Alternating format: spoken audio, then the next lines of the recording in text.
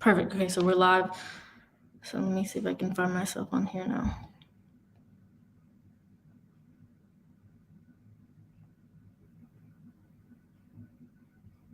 Yay!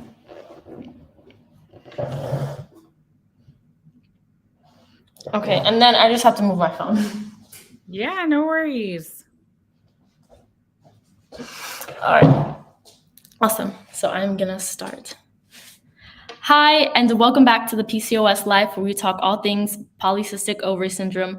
Today, I have Salome here to talk about sugar wax, and kind of go over all of the little details about why sugar waxing can be extremely beneficial to those with PCOS instead of things like shaving, and why this product is not going to be like the many others that are going to cause other issues while using it when we're trying to take care of one issue. So I'll give you the floor to kind of just tell us a little bit about yourself and Sugar Wax brand. For sure. Hi. So Shayna, thanks so much for having me. We've spoken lots in the past, but I'm excited to be having this conversation with you and sharing it. I love how authentically you share your journey, and it's just so great to be a part of this with you. So thanks for having me. Yeah, thank you. I appreciate that a lot. And I love connecting with brands that I support and I feel, are going to be really good for the PCOS community. And I think, as we know, facial hair is one of the biggest issues. I mean, obviously, infertility is another huge symptom with PCOS, but the main question I get asked a lot is, what do I do about facial hair? So, Yes. Yes, and the reality is not everyone experiences the facial hair very true. crisis that comes as a symptom of PCOS. And it's hair generally is not one of those things that we don't talk very much about in our society because it's kind of like, I don't know, maybe it's taboo, maybe it's like gross or whatever it is, but part of our mission as a brand is to debunk that and bring those conversations to the forefront. Yeah, So definitely. so I do you like want me to go back and kind of start at the beginning, or like do we just dive right in? Like where do you want me to start? So yeah, what I guess one of the biggest questions is what inspired you to create this brand? Oh yes. So PCOS is definitely a condition that causes facial hair, but a lot of us girls, especially Middle Eastern, Latina, and African American girls, we just have more hair than maybe our fairer counterparts, if you will. And growing up Middle Eastern, I had a lot of hair woes, but I also had really sensitive skin. And that made conventional hair removal methods kind of a bit of a nightmare.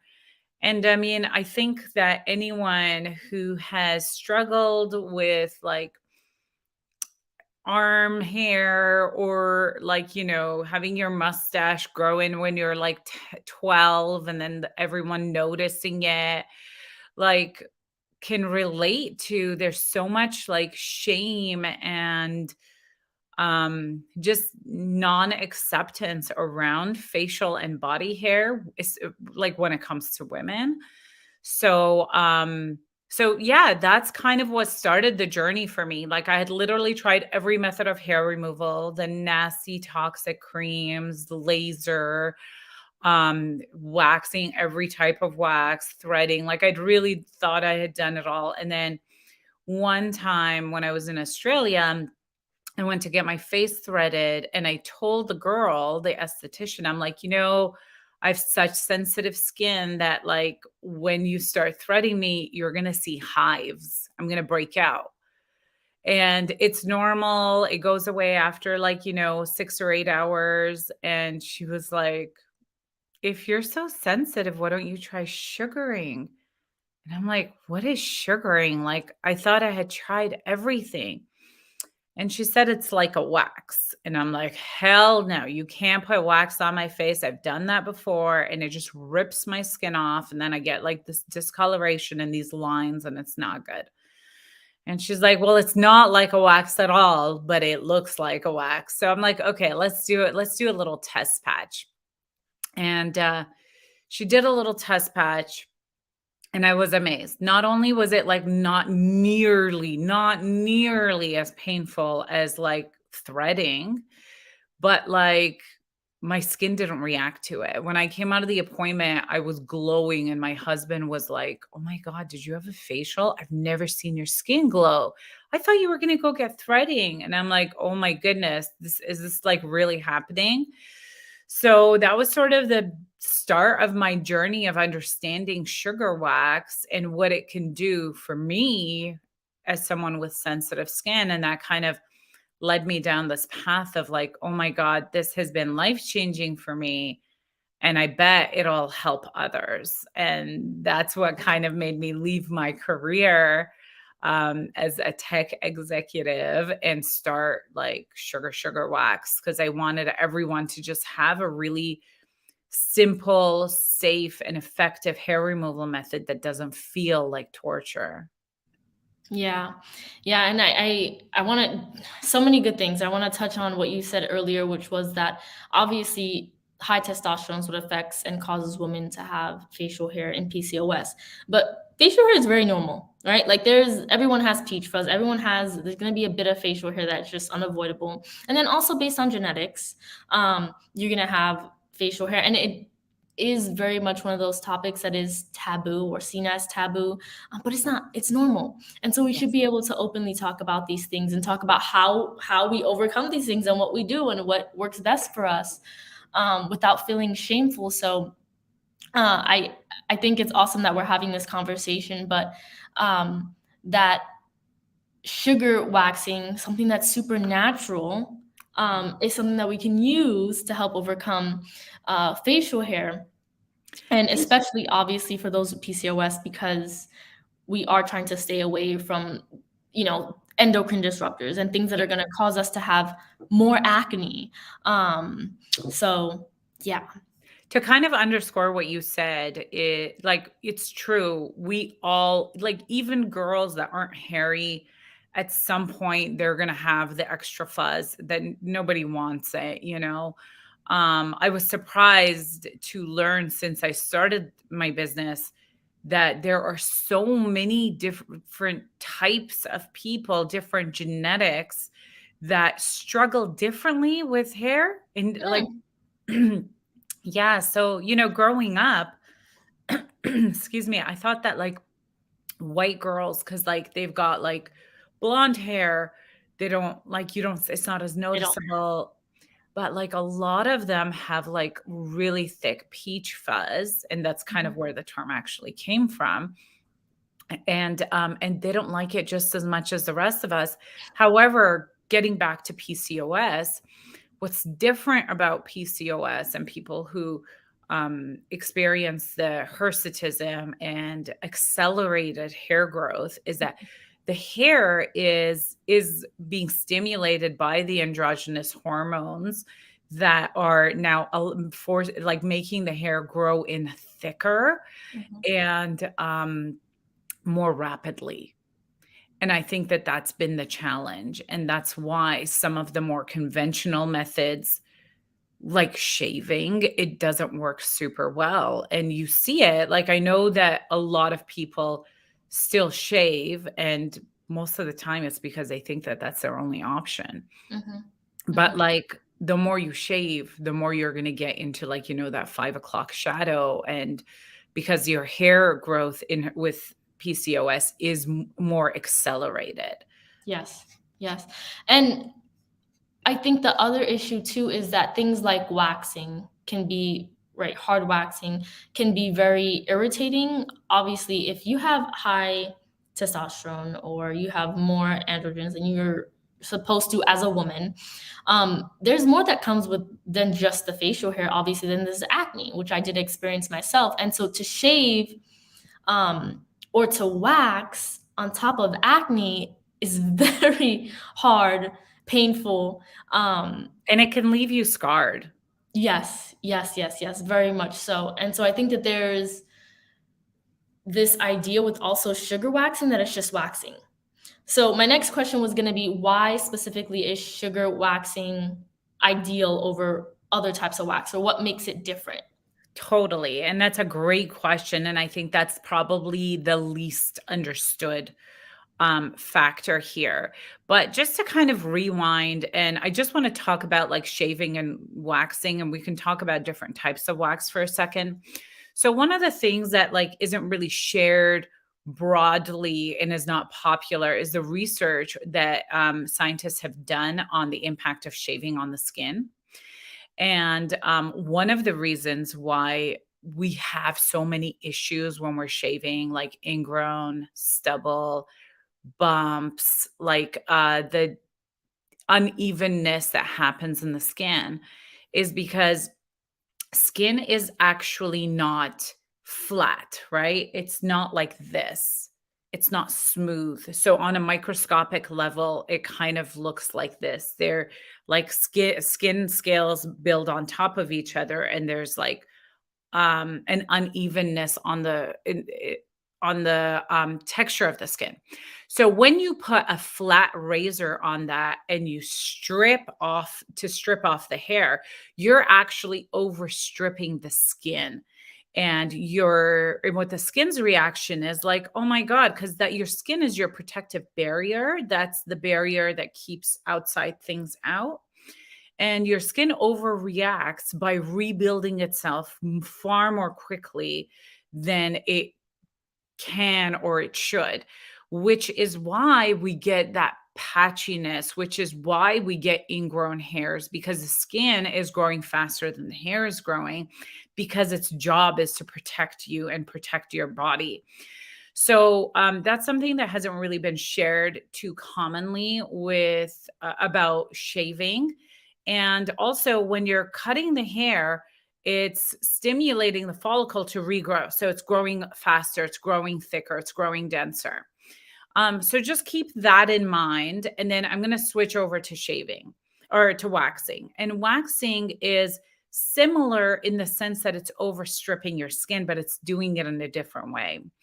Most waxes that are like conventional, hard wax is excluded, and I'm going to explain that as well. But wax is kind of like, if you think about it, like glue.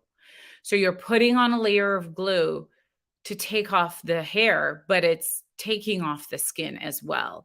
That's why you can't go out in the sun after waxing. That's why, like, you have that like irritation and that feeling of like being stripped, because again, your skin is overstripped.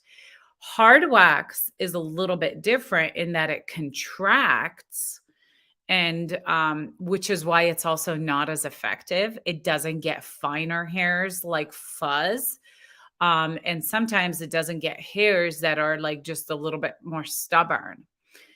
Now, what's different about sugar wax is that sugar wax is actually, our formula is designed not to stick to living skin cells. So living skin cells have water, and sugar actually like doesn't bind to water. Dead cells are what are dry, and hair has the same molecular structure as dead skin. So when you apply sugar wax, it's literally only gripping the dead skin and the hair. So it's not taking off living skin cells. It's not going to irritate your skin. Your skin is not going to have that reaction. And that's also why when you have acne and you sugar your face, you can do that, because a lot of acne is like living skin, right? Because if it's active, it's an active boil. It's alive.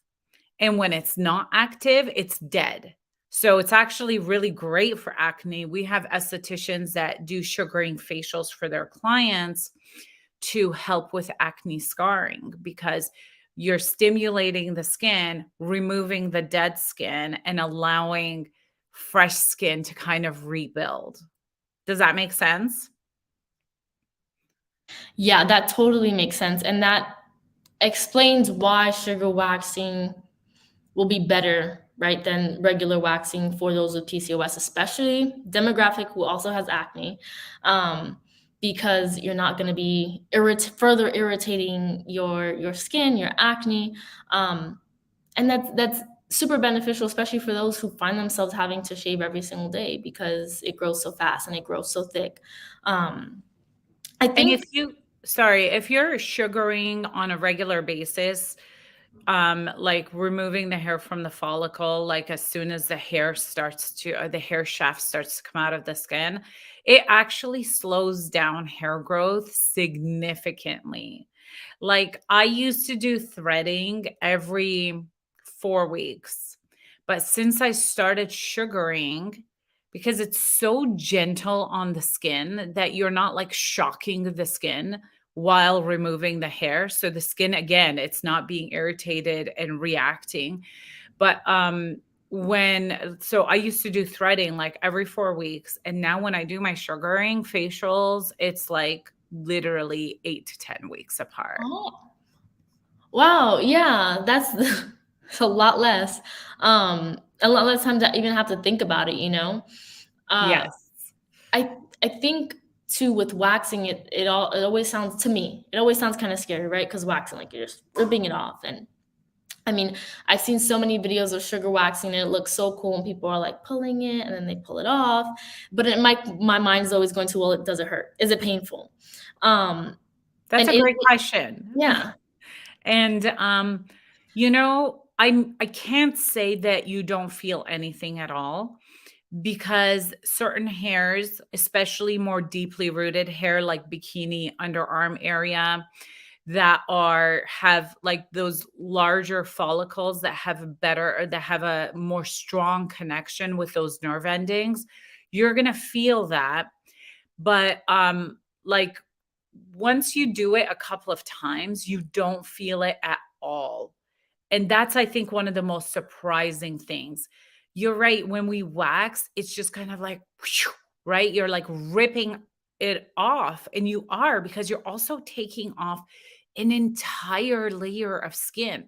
That's why when you wax, your esthetician will never go over the same area twice, because then it's just going to be ripping off like more skin, which is not safe. But with sugaring, you can go over the same spot like 10 times. And there's times that like I have like one little stubborn hair that like I'm like, oh, it's not coming off. So I'll go over it like a few times to get that one hair, but it doesn't stress the skin. Yeah, that's really good to know because sometimes, like, I know for sure when I tried it, I go over once and I'm like, that did not take everything off. And obviously, I'm learning, right? So I'm not an expert by any means. So the one time did not completely work, but it's good to know, like, okay, I'm not gonna strip my skin or rip my skin off by going over this multiple times. And I think that that's very evident because I've gotten my face waxed before once, one and done, never did it again. Yeah. I think it was like hard wax. And I was so red. My face was so red, so irritated, so sensitive, even when I used to get my eyebrows done. Um, and then with the sugar wax, when I was trying to get this hair out, and we'll go over obviously the tips that you have for waxing, and there's a 3 or 2 pull tip that you gave me. Before I knew about that tip, right? I was just like, okay, and I'd spread it and then I'd pull, and obviously not as much hair would come off as if I did more than one pull. And so I was going over it a bunch of times, and my face didn't get red, my face didn't get irritated. And you definitely feel that like after what's it called? After a facial kind of glow, and it makes sense. It makes sense because you're taking off that layer of skin. Yeah. So yeah, I do agree with the pain, and I'm not gonna lie, I have a higher pain tolerance, but I hate waxing. Yes. Waxing is the one thing I do. I said this before. I think the last time we talked, I would rather get a tattoo than waxing. But the sugar waxing, yeah, it was by no means the same. And I'm gonna No admit, one I don't really. know if it's my head because I'm doing it myself, um, or if it's just that the sugar waxing is just not as painful. I don't know, but to me, it's It's not as not. It's not. So, one of the things that I was saying earlier was, like there's certain hairs on the nerve end side that you're gonna feel a little something, but it doesn't even come close to the pain of waxing or even threading. Not even close. And I think that's the thing that surprises people the most is, oh my gosh, like there's so many times that we'll do a pop-up and I'll just like do like little demos on the back of someone's hand and they're like, "Oh, I felt nothing." That was like so gentle. But like we can't say it's 100% pain-free, because the other thing is, if you have virgin follicles, so hair that has never been removed from the follicle, those hairs have a relationship with the nerve endings. And those hairs, you're going to feel it the first time they come out, maybe even the second time, but not so much if you don't put like too much time in between. If you, like, let's say you sugar your legs and you've been shaving your whole life, that first session, it's going to feel like a sting. You're definitely going to feel it. Not like waxing, maybe like a third of the pain of waxing, but you're going to feel it. But let's say that the next time you do it is like 3 or 4 weeks later. As soon as you see a hair growing out, you sugar it again, then you're going to feel like maybe 10% of the pain of waxing. And by the third time you do it, as long as you're doing it consecutively, you're not going to feel it at all. Like I sugar my whole leg and I feel nothing. And the reason is, but like on the other hand, if you sugar your legs today and then you don't do it for another 4 months, and you've never done it before, then those follicles, when they reestablish and regrow, they're also reestablishing the same relationship with the nerve endings and blood vessels. So in 4 months, you're going to feel it maybe like 5% less painful. But the more you do it, the more you're breaking up those bonds that your hair follicles have with both the blood vessels and the nerve ending. So it's less painful. And that's why it also slows down the hair growth. Got it. Yeah. And I think that that's a good thing to know because what I also, when you have people who have really thick hairs and a lot of hairs, obviously the pain is going to be different, as opposed to someone who just has peach fuzz or like one or two hairs. So, but the other thing to consider too is if you have a lot of facial hair that you're having to shave or wax all the time, it's not going to be nearly as painful if you use sugar waxing compared to waxing. And No. in fact, if you're used to waxing, it might not be Oh, painful yeah. at all to you. Oh my Um, goodness. That's probably the most common thing is people who have waxed are like, I feel no pain with yeah, sugar. nothing. Yeah, Yeah. it's so drastically Mhm. different. And the nice thing is when you're sugaring, the hair isn't growing back that day like shaving. So it's like maybe it's a little bit more of an upfront time cost because, we're going to talk about the triple pull technique, like how to get all the hairs, but like then you don't have to worry about it for a couple of weeks, which is great. Yeah. Yeah, totally much better than waxing or shaving every single day. Um, And one of the things I thought about earlier too is, I mean, obviously sugar waxing and talking about the PCOS demographic, but people just in general, for me, I like taking off all the hair on my face because it looks better with makeup. My Yes. makeup just like applies flawlessly and you get that glass look.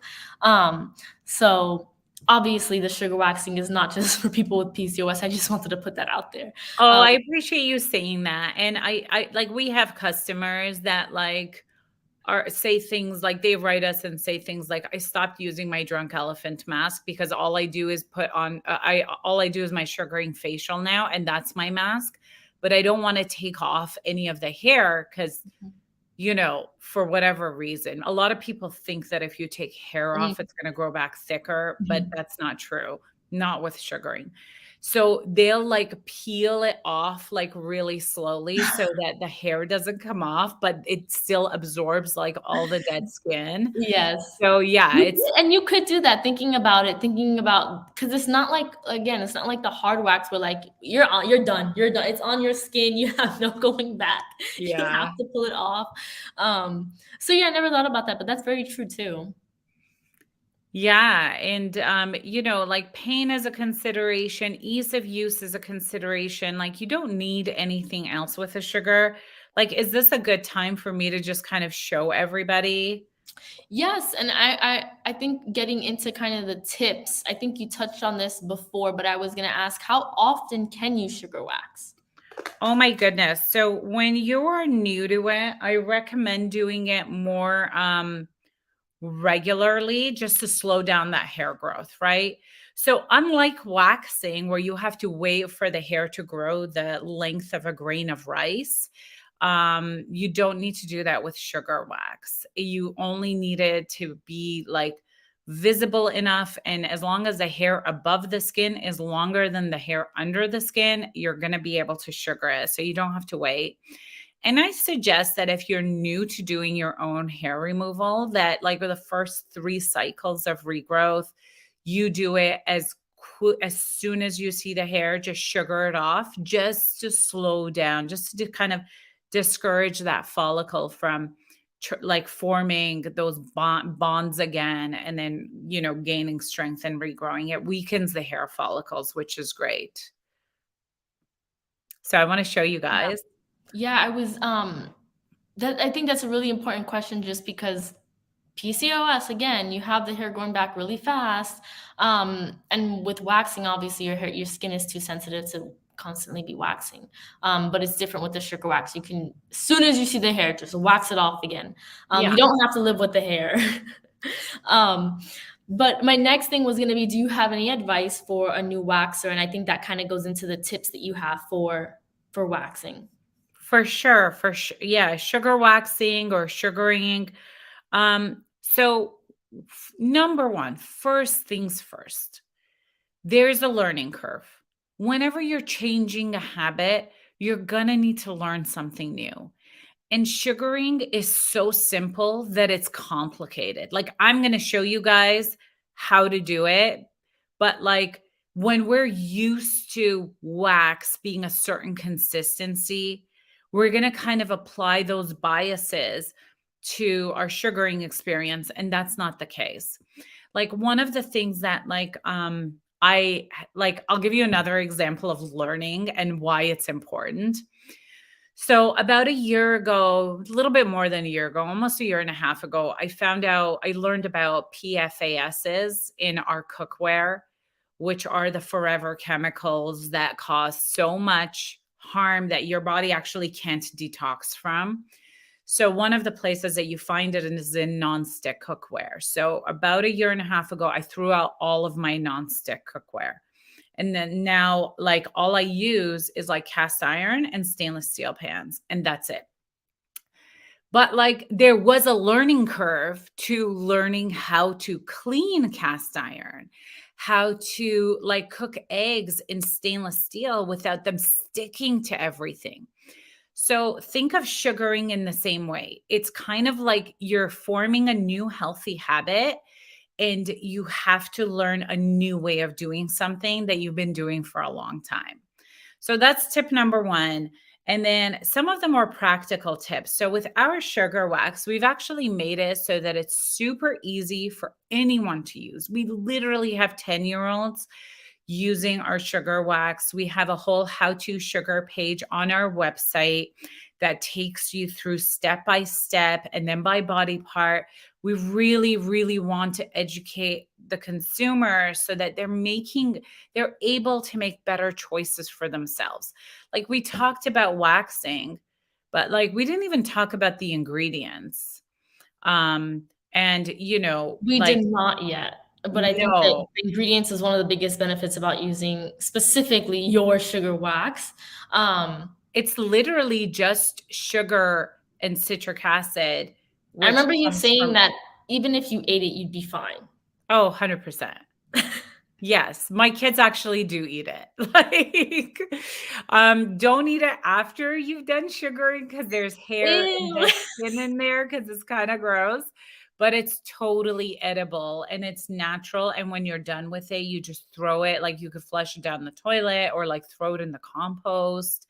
Like, it's such a clean formula. You can literally, like, if you keep bees, you could leave it out and the bees will like feed off of the sugar. Like, it's so simple and clean. But what we've done that's different is we wanted to get a texture and a consistency that really works for everybody, that you can use it to remove hair basically anywhere.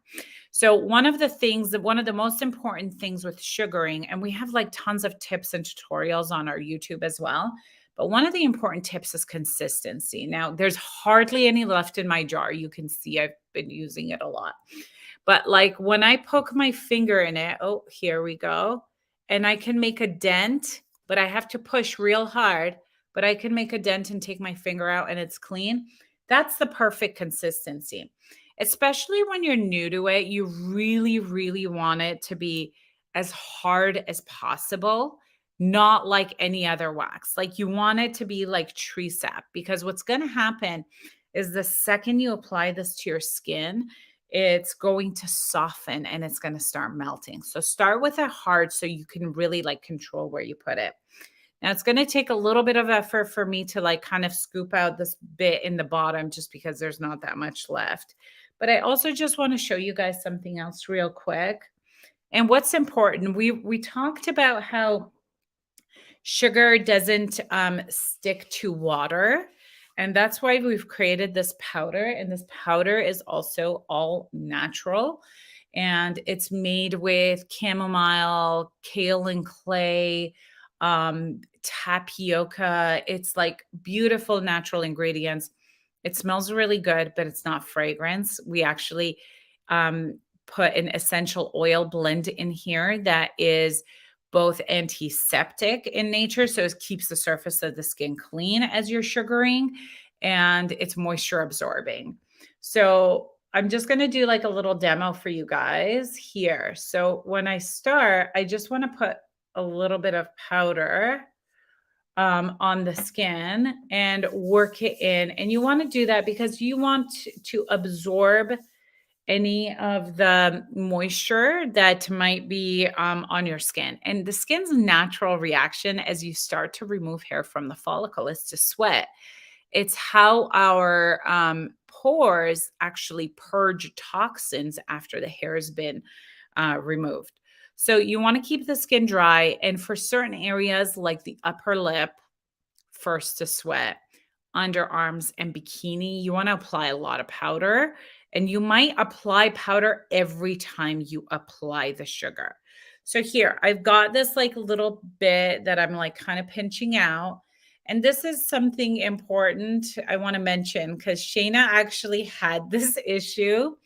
When I've pinched out what I need, I actually want to put the lid back on because I want to keep any extra moisture from getting in there. You don't have to lock it, but just keep the lid on. I'm just going to pop that over there. So I've powdered my hand, and for areas like arms, legs, belly, back, like large areas that are not prone to breaking out, you only really need the powder and the wax. But if you're doing the face, I highly recommend that you get all 4 products, which we actually have in a kit. Step 1 is a cleansing water called Clean Slate.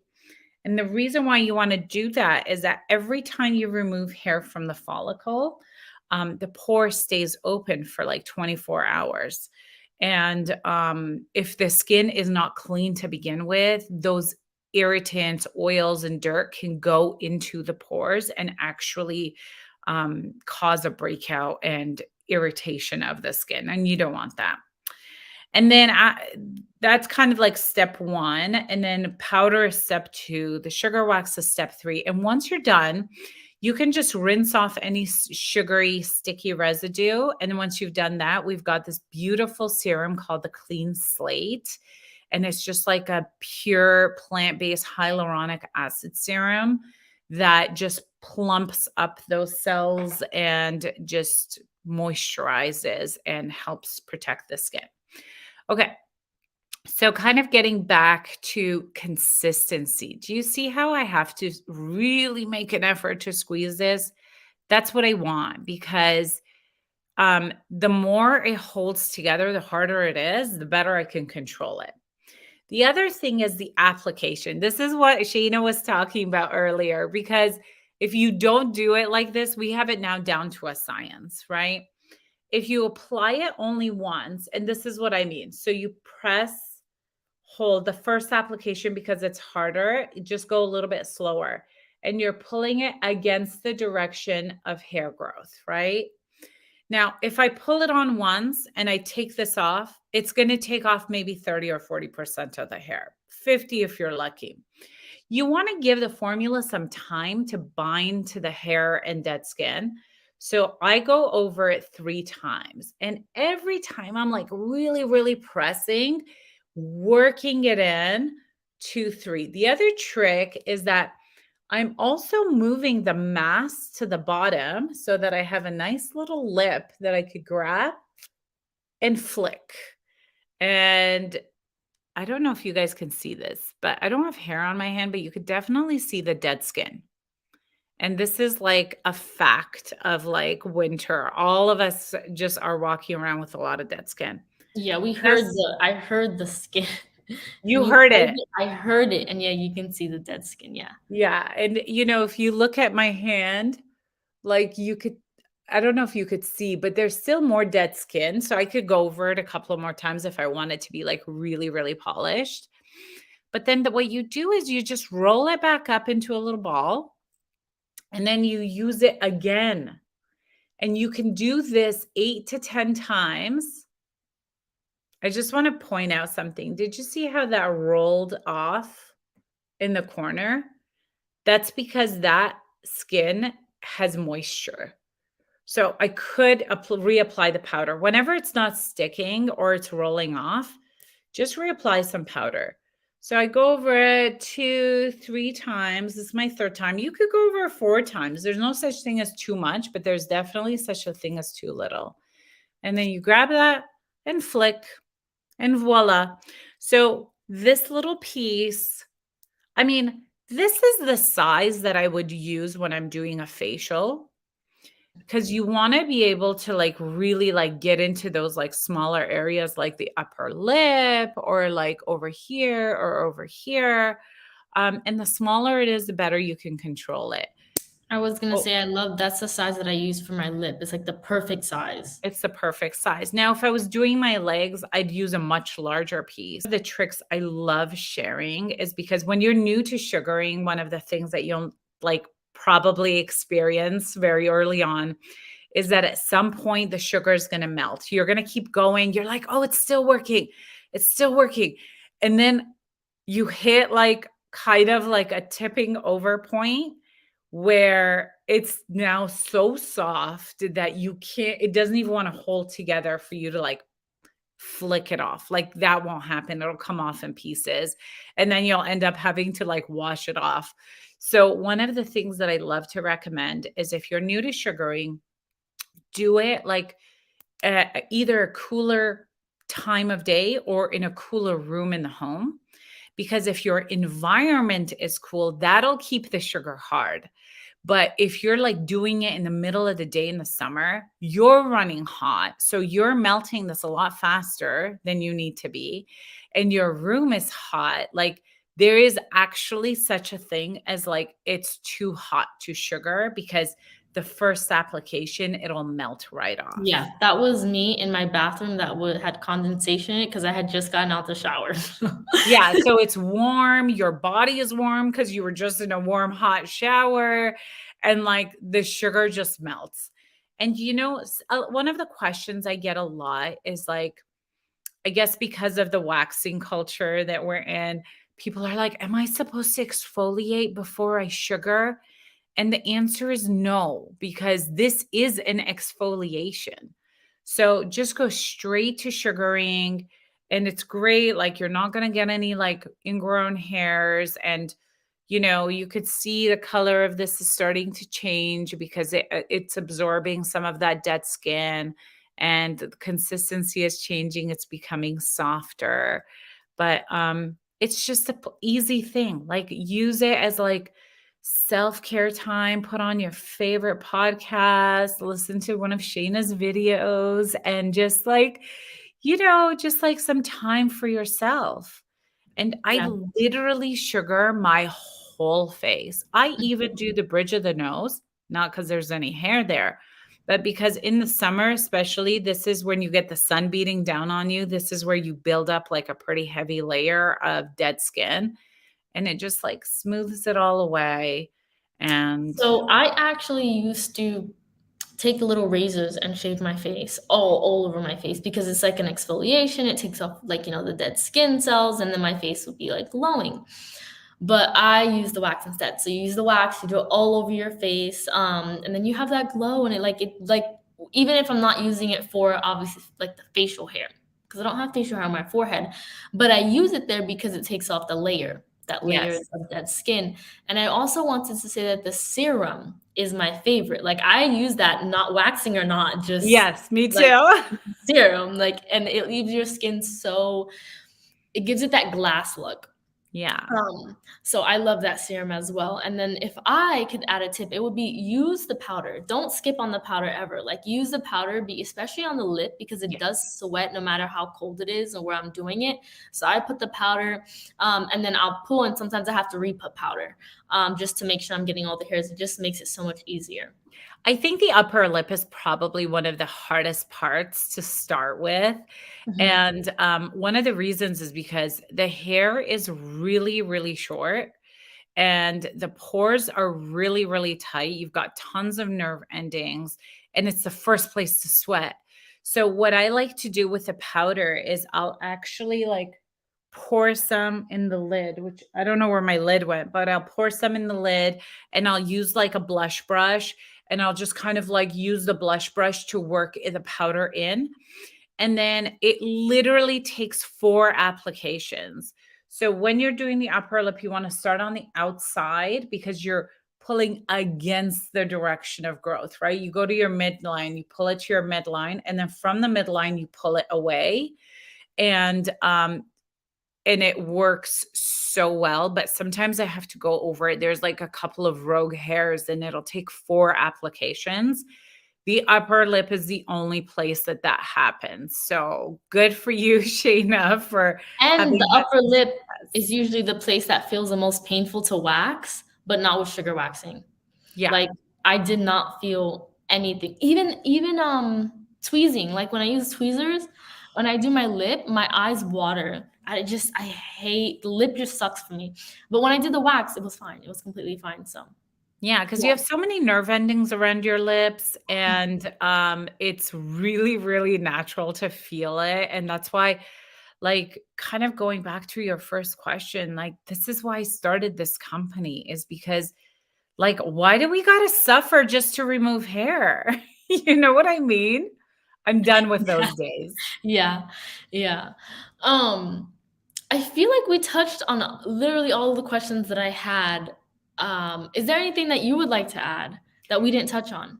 I think we definitely touched on this, but I do want to elaborate on it just a little bit because when I started the company, I recognized that, like, you got the sugar, you got the powder, but like, people are breaking out. So we need some like before and after products that are effective. And that kind of led me down a path of ingredients. And as I started to do that research and work with, the chemists and all of those people, the formulators, I realized that like what you put on your skin Matters. which gets absorbed into your bloodstream, guys, it matters so much what's in it. Mhm, mhm, And especially when you're already struggling with anything health, mhm, whether it's hormonal imbalance, whether it's PCOS, cancer, autoimmune disorders, like any kind of inflammation in the body.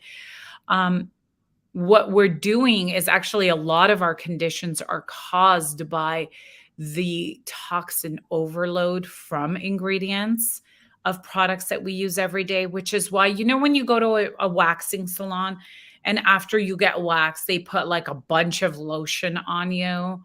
Now, your skin has been stripped, so its barrier function has been diminished. And now you're putting on this product, which is full of like phthalates and like formaldehyde and God knows what else, all these disgusting ingredients that aren't good for you. And that's rushing into your bloodstream. And that's having an effect on your health. And it's not like that second because our bodies are like incredibly wise, Yeah. and Mhm. they protect us, and there's so many like systems in place to protect us. But if you keep overloading the system continuously over and over again, there's going to be a price to pay.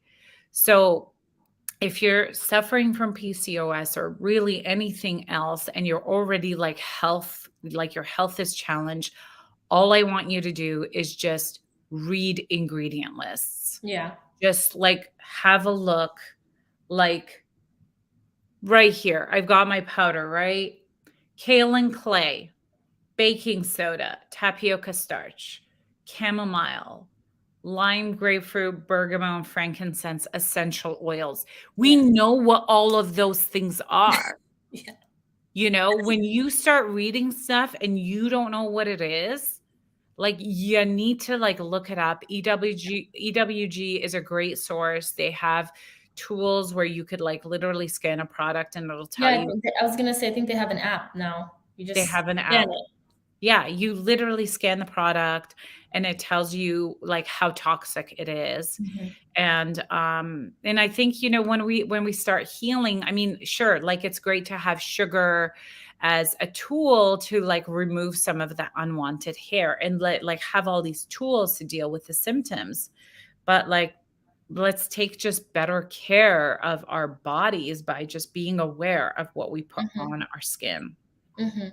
Yeah, and I think that that's one of the things that I want to start talking much more about, because as I got over my PCOS symptoms, one of the biggest things was I took out a lot of stuff from my environment, and I touched on it in a couple of videos, but I don't think I touched on it enough, because I literally changed the pads that I use. I changed the makeup, the lotions, the perfumes, hair products, candles. Like I can lit. There's a list, a long, It long list. never ends, and you know what's crazy?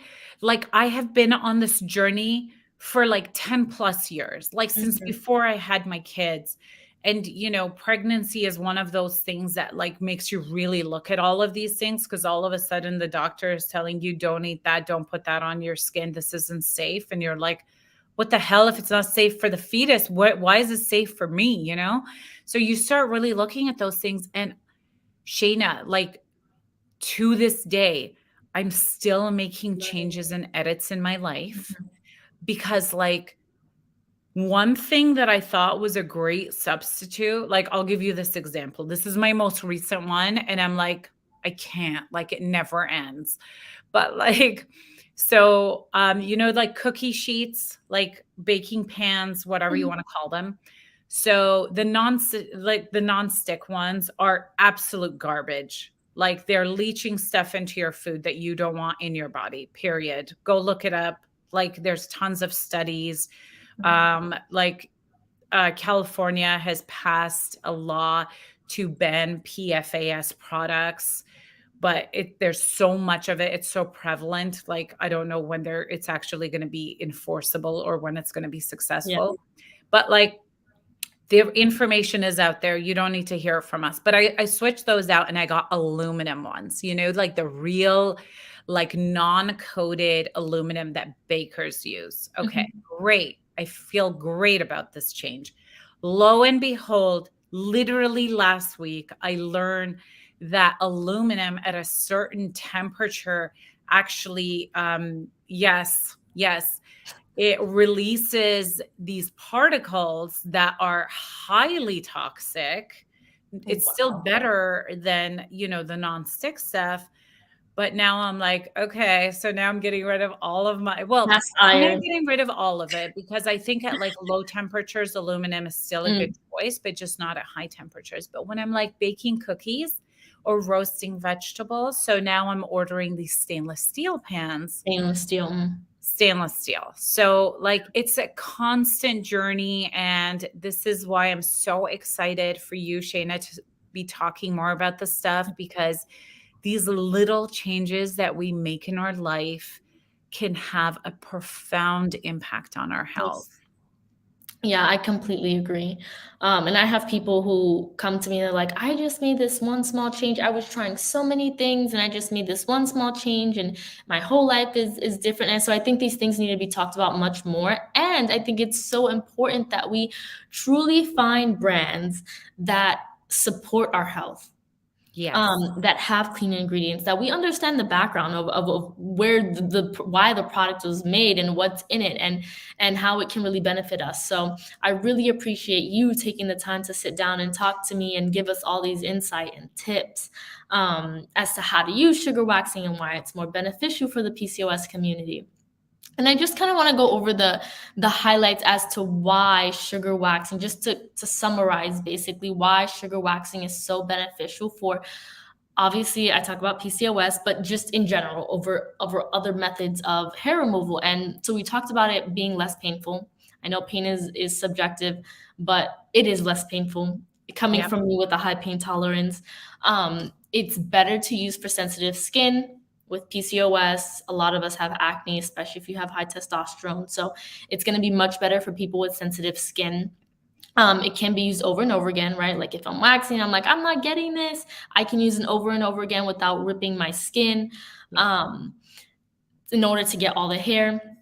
And then also, my favorite thing is that the ingredients are so clean you can eat it. Like that's obviously my favorite about this product, because I'm so passionate about finding healthier products and natural products, and not even just for us but like for the environment, right? Completely biodegradable.